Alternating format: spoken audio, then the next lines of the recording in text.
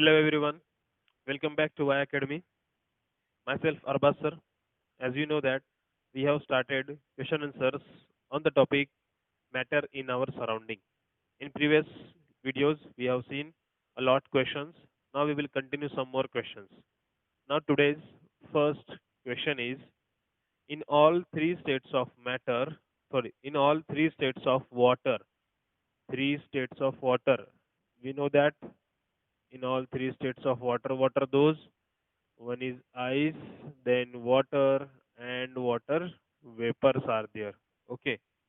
The chemical composition of water is पूछ रहा है water का chemical composition क्या होता है इन तीनों state के अंदर. ठीक है. It is different. तीनों state में composition different है या remain same, remain same or sometimes same, sometimes different, sometimes same or sometime different.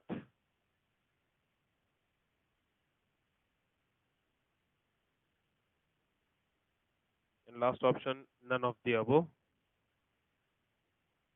तो क्या लगता है आपको तीनों कंपोजिशन में अगर आइस भी है वाटर भी है और वेपर्स भी है तो इनका जो केमिकल कंपोजिशन है वाटर का फॉर्मूला ही क्या होता है H2O. ठीक है. अगर वो आइस में भी गया तो H2O ही रहेगा, वेपर्स में भी गया तो H2O ही रहेगा, है ना. अगर वाटर का आइस बन गया है तो आइस का मतलब वाटर का कंपोजिशन किसी और सब्सटेंस में थोड़ी हुआ है, वो भी एक्चुअल में वाटर का वाटर ही रहेगा ना. So it will be remain same. The chemical composition of water in all the three states of water, that is ice, water and vapor, it will remain same. Let's go to the next question.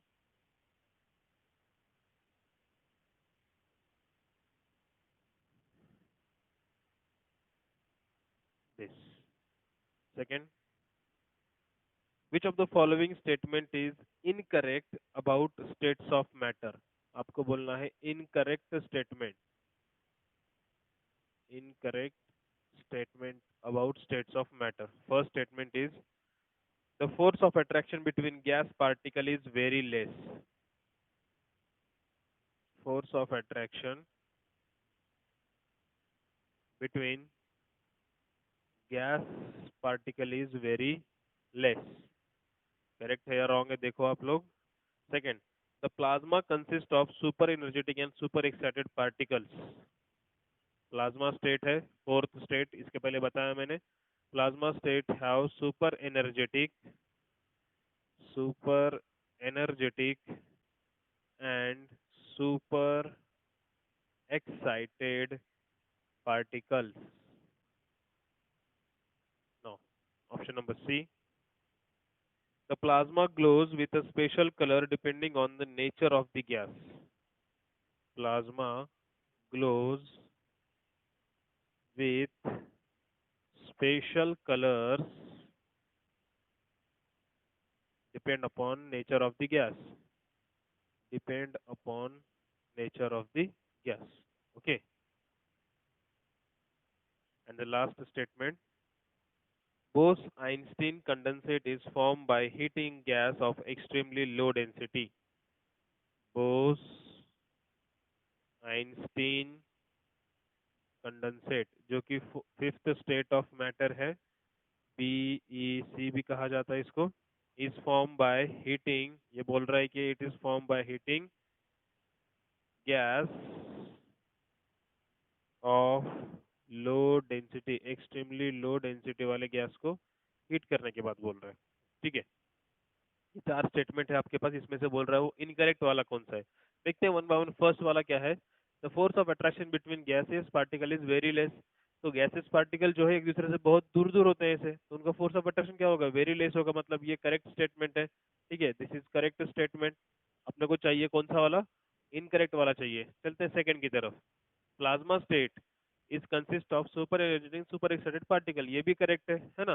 Plasma state में वही तो होते हैं, free electrons होते हैं, उसके अंदर super energetic होते हैं वो. Now third, plasma glows with special colours depend upon the gas, ये राइट है. ये भी स्टेटमेंट कौन सा वाला गैस ले रहे हैं उसके फ्री इलेक्ट्रॉन्स के ऊपर प्लाज्मा स्टेट जो है अलग अलग कलर शो करती है.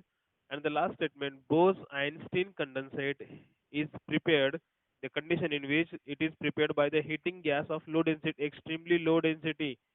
देखो बोस आयोडीन कंडेंसेट जो है ना, ये वाली कंडीशन जो है वेरी लो डेंसिटी वाले गैस को कूलिंग करने के बाद आती है, ना कि हीटिंग करने के बाद। तो ये वाला स्टेटमेंट जो है ये गलत है, ठीक है। एक्सट्रीमली लो डेंसिटी वाले गैस को एक्सट्रीमली लो टेम्परेचर पे जब कूल करते हैं ना, तो उस स्टेट को बोलेंगे अपन बोस आइंस्टीन कंडेंसेट बोलते हैं, ठीक है। तो इसमें से ये वाला आंसर जो है अपना इनकरेक्ट है, मतलब ये वाला अपना ऑप्शन करेक्ट आएगा, ठीक है। Now we will go to the next question. इस तरह से सेंटेंस के फॉर्म में आपको घुमा फिरा के पूछते हैं। सेंटेंस केयरफुली आपको रीड करना होता है ताकि आपके मिस्टेक्स ना हो, ठीक है। एकदम फोकस से आपको एक एक सेंटेंस को देखना पड़ेगा। सब कुछ यहीं पे होता है, बट आपको बस ध्यान से देखना होता है कि कहाँ पे क्या दिया हुआ है। Now the next question is which of the following is not a property of gas. बोल रहा है not property of gas. Number one, gases have a definite shape. Gases have definite shape. Gases have no definite volume. Gases have no definite volume. The rate of diffusion of gas is higher. Rate of diffusion of gas is higher. अब किससे higher? Higher than liquids and solids का यहाँ पे बोल रहा है, ठीक है। And number four, gaseous particles are in the state of random motion. Gaseous particles are in the state of random motion. Okay, इस तरह से चार स्टेटमेंट दिए, आपको बोलना है not a property of gas. अभी देखो गैसेस और डिफिनाइट वॉल्यूम शेप, यही पे समझ में आया, ये प्रॉपर्टी गैसेस की नहीं होती, मतलब यही अपना करेक्ट आंसर है, ठीक है। Gases do not have definite shape and do not have definite volume, तो यहाँ पे बोल रहा है gases have no definite volume, ये भी करेक्ट है। Rate of diffusion of gas is higher than liquid solid, correct है। एटमॉस्फेयर में कितना कितने फास्ट गैस जो है वो एयर में डिफ्यूज होते हैं अपने को पता है। Gases particles are in state of random motion, ये भी करेक्ट है, ये रैंडम मोशन में होते हैं वो, नॉट अ फिक्स डायरेक्शन होती है उनकी। So our correct is gases have definite shape, ये वाला सेंटेंस गलत हो जाएगा, not a property of a gas.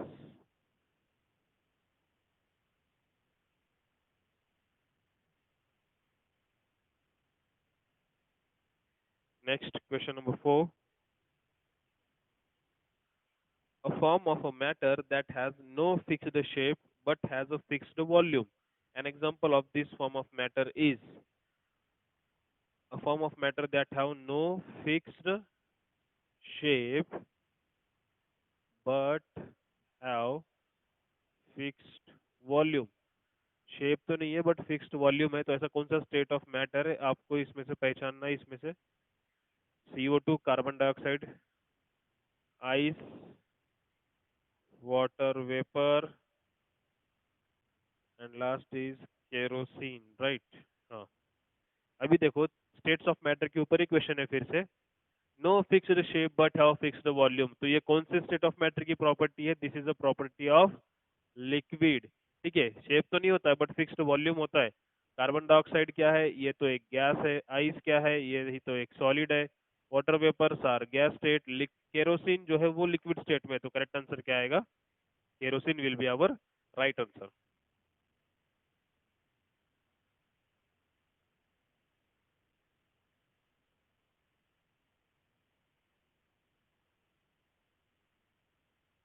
Okay, next, when heat is constantly supplied by a burner to a boiling water, then the temperature of water during vaporization। बोल रहा है कि एक बर्नर में when heat is continuously supplied by a burner to boiling water, water boil हो रहा है, then the temperature of water during vaporization, then temperature of water during vaporisation, temperature of water during vaporisation क्या होता है? आपको option दिए हैं, rise very slowly, rise very slowly, rises rapidly until steam is produced, rises rapidly until steam means waft is produced, first rises and then becomes constant, first rises and then become constant, last option does not rise at all, does not rise at all. ठीक है, एक burner है, ठीक है, suppose इस एक burner gas है, इस तरह से अपन ने एक सपोज इस तरह से एक बीकर लिया, इसमें वाटर है, ओके, भरा हुआ वाटर है पूरा, नीचे इस तरह से अपन ने बर्नर लगाया है, बर्नर मीन्स स्मॉल गैस, ठीक है, इस तरह से उसका गैस का पाइप है ये, ओके, बर्नर कंटिन्यूसली ऑन है, वाटर क्या हो रहा है, बॉईल हो रहा है, ठीक है, this is a boiling water, अब ये बॉइलिंग वाटर है, वाटर के क्या होंगे, इस तरह से बॉईल हो रहा है तो वो उसके वेपर्स फॉर्म होंगे, तो पूछ रहा है आपको when it is applied to the burner by to the boiling water then the temperature of the water during vaporisation, इसका जो टेम्परेचर है वो क्या होगा, राइजेस वेरी स्लोली, टेम्परेचर बढ़ेगा, first rises rapidly until steam is form, जब तक स्टीम फॉर्म नहीं होती तब तक बढ़ेगा, या फिर first rises and then becomes constant and the last point does not rises at all. तो क्या होगा देखो, यहाँ पे एक पॉइंट दिया है बॉइलिंग वाटर, जब वाटर बॉइल हो रहा है ना, तो what is the boiling point of water, you know that, ये वाला क्वेश्चन ना एक और तरीके से आता है, वो भी आपको समझाऊंगा मैं। बॉइलिंग पॉइंट वाटर का कितना है, 100 डिग्री सेल्सियस है, तो जब वाटर बॉईल हो रहा है ना, तो वाटर के वेपर्स फॉर्म हो रहे हैं, तो चाहे आप उसको एक बार बॉइलिंग टेम्परेचर अचीव हो गया वाटर का, और उसके बाद आप कितनी भी देर हीटिंग करो, टेम्परेचर जो है वो 100 डिग्री सेल्सियस ही रहेगा, ना ही वो इसके ऊपर जाएगा ना ही इसके नीचे आएगा, अगर हीटिंग चालू है तो, ठीक है, हीटिंग कितनी भी देर कंटिन्यूस करो, अगर एक बार 100 डिग्री सेल्सियस आ गया, अगर एक बार वेपर्स फॉर्म होना स्टार्ट हो गए, तो वो जो टेम्परेचर है वो 100 डिग्री सेल्सियस के ऊपर जाएगा ही नहीं, क्योंकि इसके ऊपर वाटर वाटर ही नहीं रहेगा ना, टेम्परेचर इसके ऊपर चला गया तो वाटर के वेपर्स फॉर्म हो रहे हैं, तो नीचे बचेगा ही क्या फिर, इसलिए टेम्परेचर जो है does not rise at all, answer यही आएगा। ये वाला क्वेश्चन ना एक और तरीके से आता है, कैसे कि अगर बॉइलिंग पॉइंट ऑफ वाटर का 100 डिग्री सेल्सियस है, और अगर उसको और कंटिन्यूसली हीटिंग रखेंगे तो टेम्परेचर क्या होगा, बढ़ेगा कम होगा, रिमेन्स द सेम और नन ऑफ दी अबव, तो इसमें क्या आएगा, remains the same, boiling point एक बार अचीव हो गया तो वाटर का बाद में वेपर्स, वाटर के वेपर्स फॉर्म होते हैं, ठीक है, तो टेम्परेचर बढ़ेगा ही नहीं, 100 डिग्री सेल्सियस के बाद वाटर वाटर ही नहीं रहेगा ना वहाँ पे, ठीक है, सो temperature will not rise. Applied question था, अच्छा क्वेश्चन है, इस तरह के क्वेश्चन आते हैं, थोड़ा सा सोचने का कि क्या बोल रहा है, बॉइलिंग वाटर मतलब बॉईल हो रहा है, मतलब बॉइलिंग पॉइंट कितना होता है, 100 डिग्री सेल्सियस, जब वाटर बॉईल हो रहा है तो बॉईल होने के बाद वेपर्स फॉर्म होंगे, तो टेम्परेचर उसके आगे जाएगा ही नहीं फिर, है ना, क्योंकि वहाँ नीचे कुछ बचेगा ही नहीं फिर बाद में। Okay, question number 6, the boiling point of water at sea level is, boiling point of water at sea level, ये वाला क्वेश्चन इसके पहले कल ही हुआ है, शायद प्रीवियस वीडियो में हुआ है। Option number A 0 degree Celsius, option number B 273 kelvin, option number C 373 kelvin, and option number 4 273 degree Celsius. अभी देखो, अभी मैंने जस्ट बोला boiling point of water is 100 degree Celsius, कहाँ पे 100 डिग्री सेल्सियस है क्या, नहीं है, ठीक है, मतलब डिग्री सेल्सियस वाले पत्ते तो कट गए, बचेगा केल्विन, अब डिग्री सेल्सियस को अगर केल्विन करना है तो उसमें 273 ऐड करना पड़ता है, कितना आएगा 373 केल्विन, तो ऑप्शन है यहाँ पे, so option C will be our correct answer. Now next question, the process in which solid is directly converted to vapour.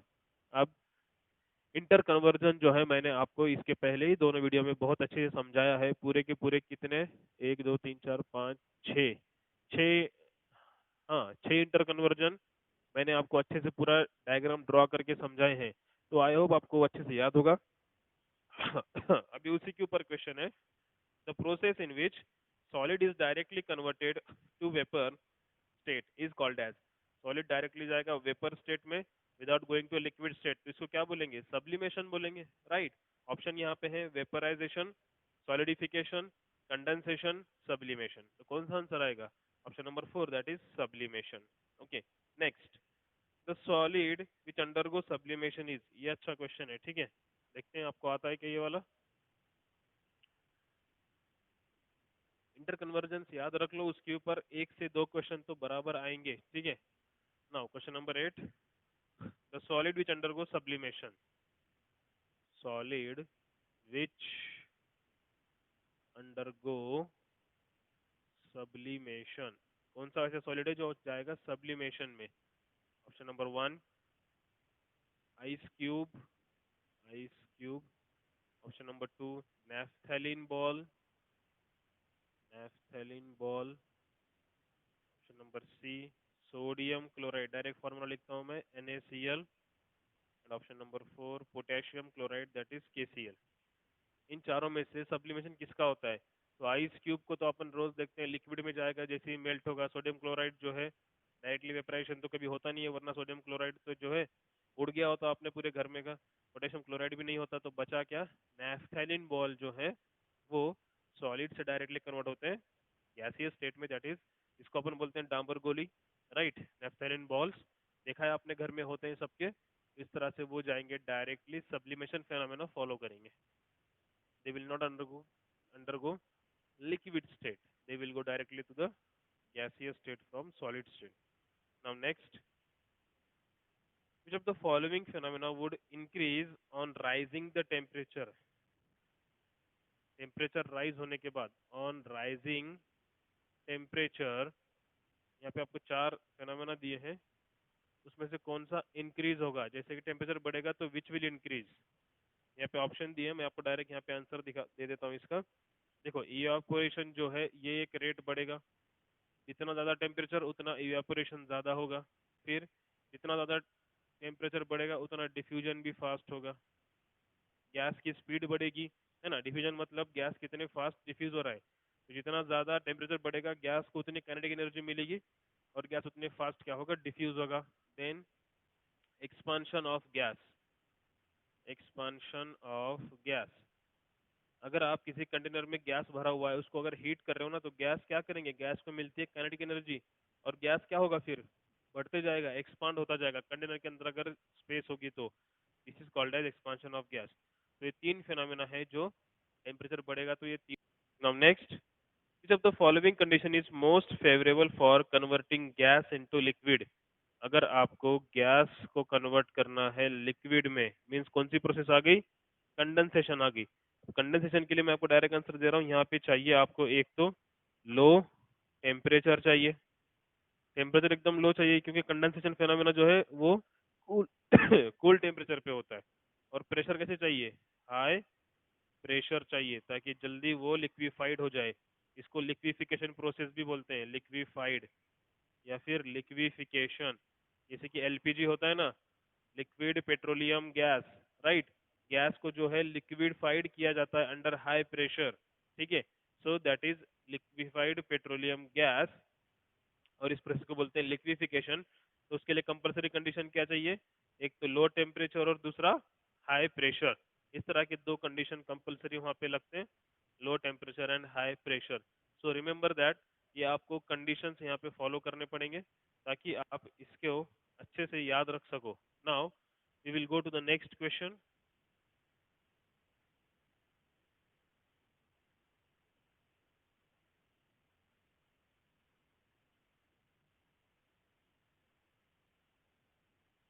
Okay, question number 11, carbon dioxide can be easily liquefied and even solidified because, carbon dioxide can liquefied and solidified easily because option दिए हैं आपको. It has weak force of attraction. It has weak force of attraction. Then second, it has comparatively more force of attraction than other gases. It has more force of attraction than other gases. Number C, it has more intermolecular space. It has more intermolecular मतलब दो molecule के बीच में. एक होता है intermolecular, दूसरा होता है intramolecular, with in the molecule. यहाँ पे बोल रहा है इंटर मतलब दो मॉलिक्यूल के बीच में. And last, it is present in the atmosphere. It is present in atmosphere.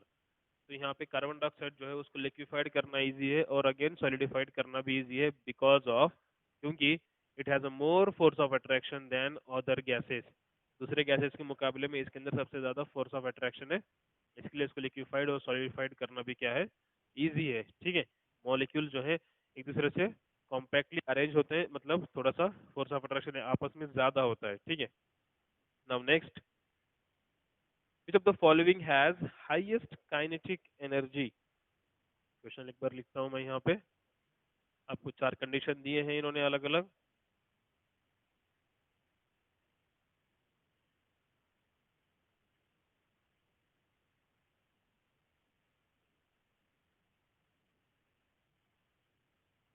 ठीक है. Question number 12, which of the following has highest kinetic energy? आपको बोलना है किसके अंदर highest kinetic energy. Kinetic energy जो है वो जो सब्सटेंस या मॉलिक्यूल मूवमेंट में होते हैं ना, जो फ्लो होते हैं उनके अंदर काइनेटिक एनर्जी ज्यादा होती है. तो दिया यहाँ पे particles of ice, particles of ice at 0 degree Celsius, ये वाली कंडीशन में होंगे. या सेकेंड इज कहाँ गया, particles of water eight 0 degree Celsius, particles of water eight 0 degree Celsius, particles of water at 100 degree Celsius, at 100 degree Celsius, and particles of steam at 100 degree Celsius. देखो चार अलग अलग condition दिए हैं. Kinetic energy मतलब ऐसी energy जो movement में होती है, जब गैसेस मॉलिक्यूल मूव होते हैं ना, that is known as a kinetic energy. Flow में होती है ना, मोशन में. सॉरी. जब मोशन में होती है तो वो होती है काइनेटिक एनर्जी. अभी यहाँ पे कौन से वाले मॉलिक्यूल के अंदर काइनेटिक एनर्जी क्या होगी, सबसे ज्यादा होगी, ये बताना है आपको. तो देखो particles of at ice at 0 degree Celsius, ये तो सॉलिड फॉर्म में चला जाएगा ना. यहाँ पे तो सबसे ज्यादा रेस्ट पोजीशन पे होते हैं मॉलिक्यूल जो है, एकदम कॉम्पैक्टली अरेंज होते हैं, तो यहाँ पे मोशन तो होगी ही नहीं, तो ये वाला ऑप्शन तो नहीं आएगा. वाटर एट 0 डिग्री सेल्सियस भी जाएगा तो आइस बन जाएगा, यहाँ पे भी नहीं होगा. 100 डिग्री सेल्सियस पे वाटर बॉईल तो होगा, but particles of steam at 100 degree Celsius, steam जो है वो सबसे ज्यादा क्या होगी, मूवमेंट में होगी. सो करेक्ट आंसर क्या आएगा अपना, particles of steam at 100 degree Celsius. That will be our correct answer. Okay. इसमें सबसे ज्यादा काइनेटिक एनर्जी होगी. There are two types of energies. पहली वाली आती है काइनेटिक एनर्जी, दूसरी होती है potential energy. Right.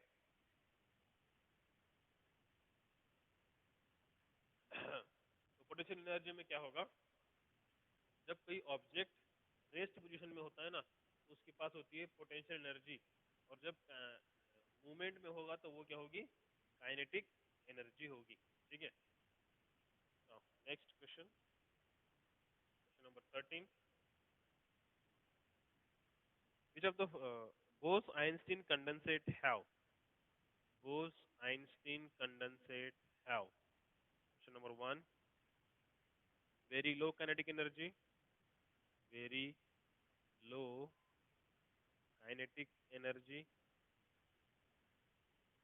Option B, low kinetic energy, low kinetic energy. Option C, high kinetic energy. And option D, highest kinetic energy. यहाँ पे है highest. ओके, नाउ देखो बोस आइंस्टीन कंडेंसेट में क्या हो रहा है, आप गैस को कंडेंस कर रहे हो लिक्विड में। तो जब लिक्विड में कंडेंस कर रहे हो तो उसका जो टेम्परेचर है वो क्या है, बहुत ही क्या हो रहा है, वो टेम्परेचर बहुत ही लो हो रहा है। मतलब लिक्विड में जब जा रहा है तो गैस क्या हो रहा है, गैस की जो मूवमेंट है वो क्या हो रही है, वहाँ पे स्टॉप होने को है ना।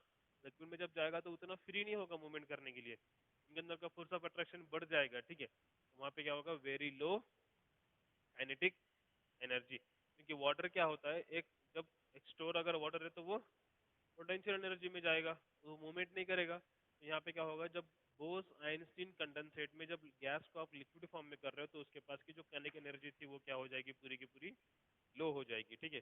Now next, which of the following is most suitable for summer? Question number 14, summer के लिए सबसे ज्यादा मोस्ट सुटेबल क्या होगा, ठीक है। Option number one, cotton. Option number two, nylon. Option number three, polyester. And option number four, silk. No, cotton. Summer season में सबसे ज्यादा क्या करेंगे, कॉटन के कपड़े पहनते हैं, कॉटन को प्रेफर करते हैं, because cotton can soak the, क्या बोलेंगे उसको, जो समर सीजन के अंदर जितना भी जो है स्वेट वगैरह होता है वो कॉटन क्या करेगा, उसको सोक कर लेता है और बॉडी को क्या थोड़ा सा स्वेट फ्री रखता है, इसलिए कॉटन के कपड़े वहाँ पे प्रेफर करेंगे। और कॉटन के कपड़े जो होते हैं ना, ज़्यादा गर्म नहीं होते हैं, ठीक है। समर सीजन में ऑलरेडी टेम्परेचर ज़्यादा होता है तो वहाँ पे कॉटन के कपड़े प्रेफर करेंगे ताकि और ज़्यादा गर्मी ना हो, ठीक है। That will be the answer. Temperature के ऊपर यहाँ पे क्वेश्चन आया इस तरह से, ये टेम्परेचर ज़्यादा होता है और कॉटन के कपड़े इसलिए प्रेफर करेंगे ताकि और ज़्यादा गर्मी ना हो। Now next, question number 15, which of the following is incorrect about plasma? Incorrect बोलना है आपको about plasma. Option number A, fluorescent tube and neon sign bulb consist of plasma. तो ये करेक्ट है, प्लाज्मा के अंदर जो है ना fluorescent tube and neon sign bulb use किए जाते हैं, ठीक है। तो ये करेक्ट स्टेटमेंट है। Second, the gas gets ionised when electric energy flows through it. बराबर है ये भी, गैस आयोनाइज्ड हो जाता है, गैस के आयन्स फॉर्म होते हैं।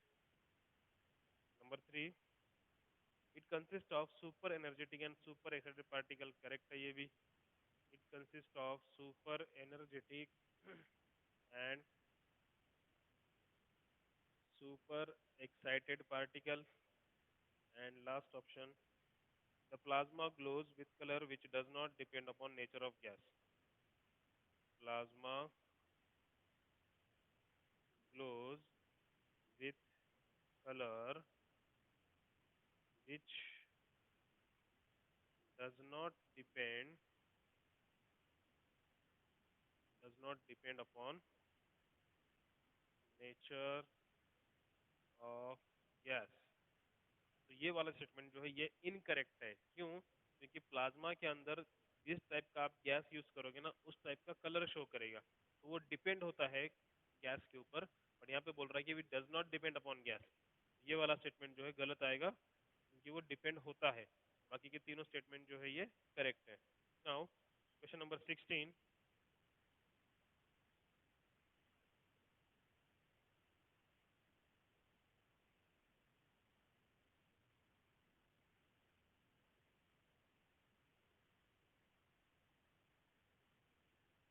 Okay.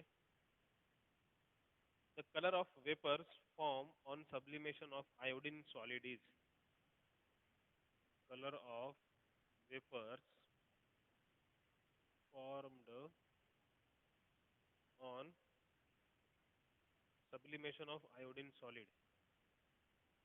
Sublimation of iodine solid. कौन सा कलर फॉर्म होगा जब आयोडीन का सब्लिमेशन होगा सॉलिड? एक तो ऑप्शन दिया है purple, second colourless, third yellow and fourth one orange. यहाँ पे करेक्ट आंसर आएगा पर्पल कलर वहाँ पे शो होगा, और कभी कभी ये वायलेट टाइप भी शो होता है, ठीक है, वॉयलेट में भी। तो ये आयोडीन का जब कलर ऑफ वेपर्स की जब वेपर्स फॉर्म होंगे from solid state to directly gaseous state में जब जाएगा, गैस में वेपर्स दिखेंगे आपको, वेपर्स किस कलर के होंगे? पर्पल कलर के होंगे, ठीक है। Now question number 17।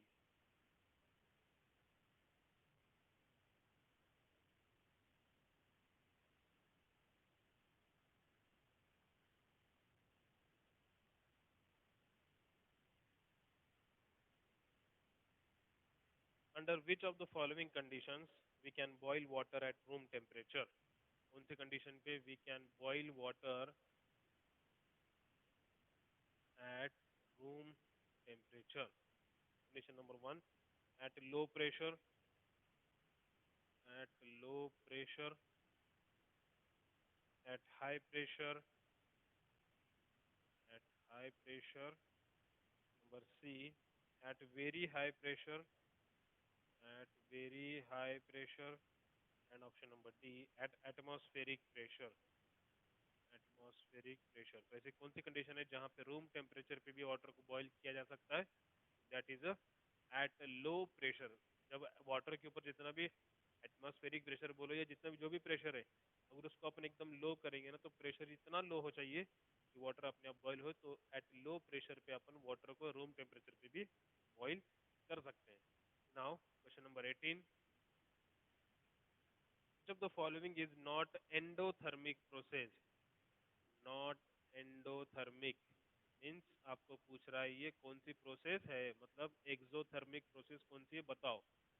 अब दो टाइप की प्रोसेस होते हैं, एक होती है एंडोथर्मिक, दूसरी होती है एक्सोथर्मिक।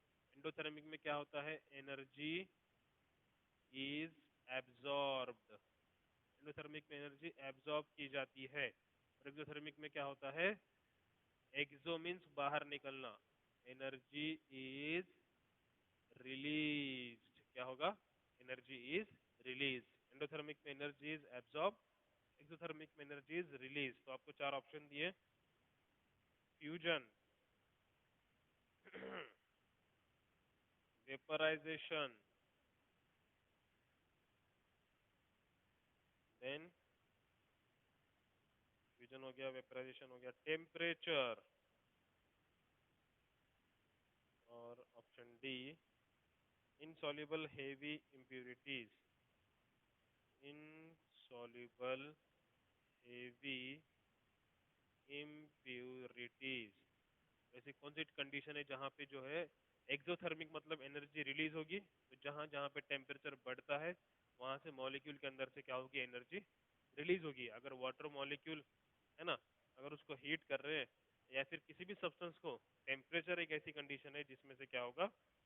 नॉट एंडोथर्मिक प्रोसेस, वो क्या होगी? वो it is a exothermic process है वो एक, ठीक है। तो ये दो टाइप के प्रोसेस होते हैं, endothermic and exothermic.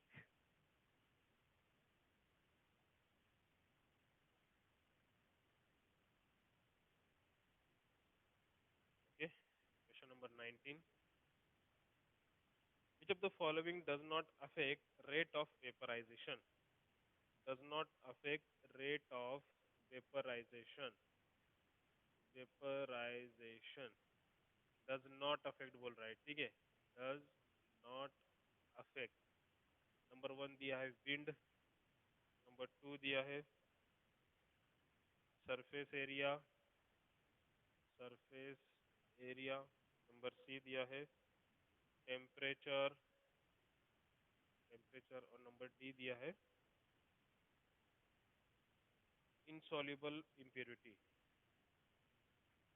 Insoluble impurity.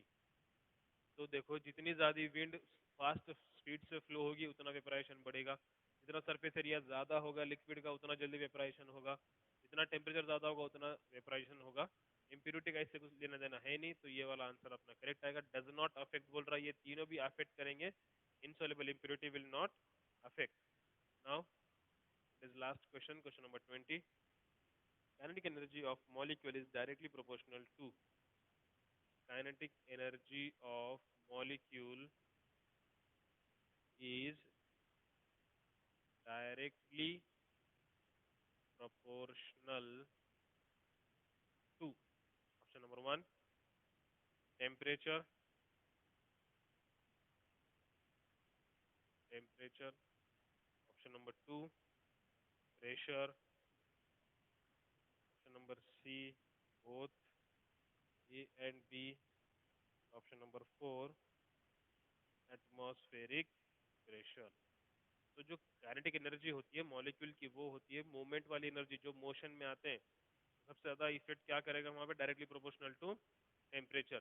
जितना ज़्यादा टेम्परेचर बढ़ेगा, जितना गैस मॉलिक्यूल को सपोज टेम्परेचर ज़्यादा मिलेगा, उतनी वो एनर्जी एब्जॉर्ब करेंगे और उतने स्पीड से फ्लो होंगे वो, ठीक है। तो काइनेटिक एनर्जी जो है जितना ज़्यादा टेम्परेचर होगा उतना ज़्यादा काइनेटिक एनर्जी बढ़ेगी। So kinetic energy directly proportional to temperature, तो ये याद रखना, ठीक है। जितना ज़्यादा टेम्परेचर उतनी ज़्यादा होगी उसकी काइनेटिक एनर्जी मॉलिक्यूल की। So in this way today we have completed I hope 20, हाँ यस 20 क्वेश्चंस अपने कंप्लीट हो चुके हैं। इसके पहले प्रीवियस वीडियोस में अपन ने 20 और I think 15, so in that way we have completed overall 40 50 55 question अपन ने अभी तक लिए हैं। अभी और थोड़े क्वेश्चन लेना बाकी है, वो भी क्वेश्चन अच्छे से लेंगे, ताकि आपका अगर इस टॉपिक से रिलेटेड कुछ भी क्वेश्चन आ गया मैटर इन और सराउंडिंग टॉपिक पे इन द शाउस स्क्रीनिंग टेस्ट, तो आपका वो क्वेश्चन जो है अच्छे से कवर हो जाए, आपको वहाँ पे कुछ भी दिक्कत नहीं आनी चाहिए। इसका हम पूरा ध्यान रख रहे हैं, हर टाइप के क्वेश्चन हम ले रहे हैं, ठीक है। मतलब जैसे फर्स्ट वीडियो लेक्चर में मैंने थोड़ा सा इजी लिया ताकि आपको कॉन्फिडेंस आ जाए, आप अच्छे से सॉल्व कर रहे हो। फिर उसके बाद थोड़ा सा टफनेस बढ़ी, अभी आगे आगे और थोड़ा सा जो जो अभी अभी बस थोड़े से कंसेप्ट बचे हैं जहाँ जिस पे क्वेश्चन पूछना बाकी है, तो वो भी क्वेश्चन कुछ इजी आएंगे कुछ टफ आएंगे। इस तरह से अपन आराम से उसको कवर करेंगे और ये टॉपिक को जो है अगले वीडियोस में या फिर उसके एक दो पार्ट्स में अपन पूरा कवर कर लेंगे। तो ठीक है, आज के जितना भी कुछ बढ़ाया उसके नोट्स बना लो और इसके पहले के भी नोट्स रीड करते रहो और अच्छे से प्रिपरेशन करते रहो, आराम से आपकी तैयारी अच्छे से हो जाएगी। See you in the next video. Thanks for watching.